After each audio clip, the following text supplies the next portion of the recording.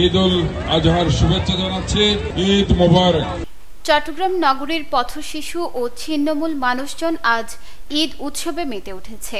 নগরীর বিপ্লব উদ্যানে তাদের জন্য আয়োজন করা হয়েছে কোরবানির মাংস দিয়ে বিরিয়ানি, পায়েস, এর পাশাপাশি নাগরদোলা সহ বিভিন্ন রকমের ঐতিহ্যবাহী আনন্দ আয়োজন।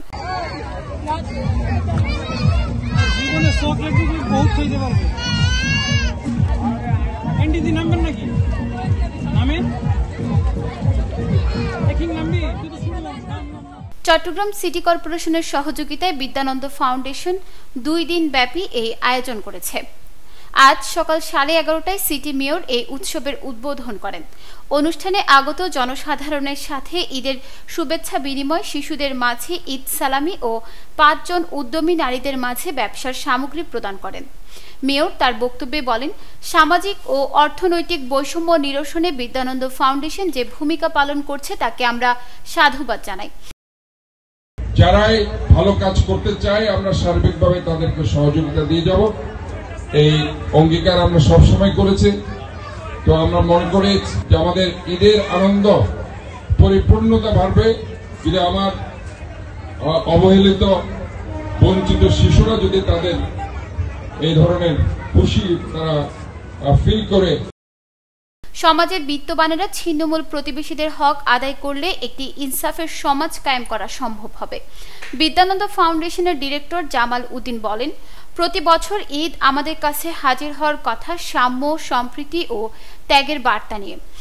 প্রতি বছর ঈদ কিন্তু আমাদের মধ্যে ত্যাগ এবং সম্প্রীতির বার্তা নিয়ে কিন্তু আমাদের সামনে হাজির হয় এবং এই বার্তার মাধ্যমে কিন্তু আসলে আমাদের মধ্যে সমাজে যে বৈষম্য এটা কিন্তু রোধ হওয়ার কথা। কিন্তু আমরা অবাক হয়ে লক্ষ্য করি যে এই ঈদ উপরন্তু আমাদের সমাজে যে ব্যাপক বৈষম্য আছে, সামাজিক এবং অর্থনৈতিক বৈষম্য, সেটি আমাদের সামনে নগ্নভাবে হাজির করে এবং এই আমাদের যে দায়বদ্ধতা আছে, আমাদের এই সামাজিক দায়বদ্ধতা, এই দায়বদ্ধতার জায়গা থেকে আমরা প্রতি বছর আমাদের যারা ছিন্নমূল প্রতিবেশী আছে তাদেরকে নিয়ে আমরা এই ধরনের আয়োজন করে থাকি এবং এই ধরনের আয়োজনের একটাই উদ্দেশ্য, সেটা হচ্ছে তাদের যে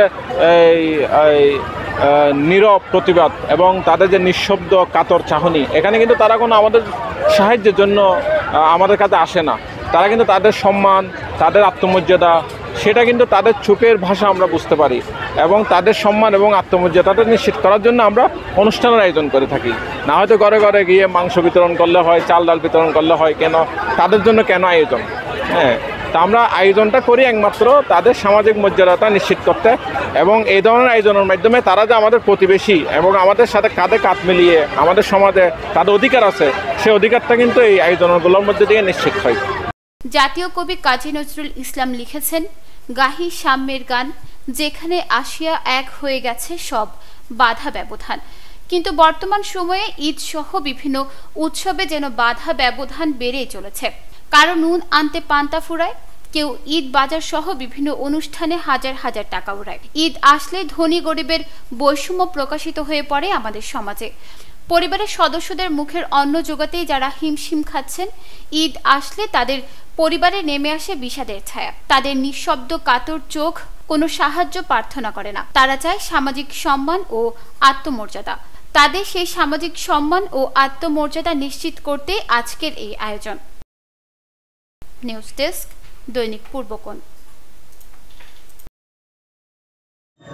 ক্রিকেটে ফর্ম সবসময় একরকম যায় না, কখনো একটা বলও কানেক্ট হয় না, আবার কখনো ব্যাট চালালেই 4 ছক্কা। লাইফটাও ঠিক ক্রিকেটের মতোই, সময় সবসময় একরকম যায় না, কিন্তু সময় যেমনই হোক বাড়ি করাই সবসময় সেরা বিনিয়োগ। সেই সেরা বিনিয়োগ করুন সেরা সব উপকরণ দিয়ে। তাই কিছু টাকা না বাঁচিয়ে বাড়ি করুন বেস্ট সিমেন্ট 7 রিং সিমেন্ট দিয়ে। 7 রিং সিমেন্ট, ভিত্তি আগামীর।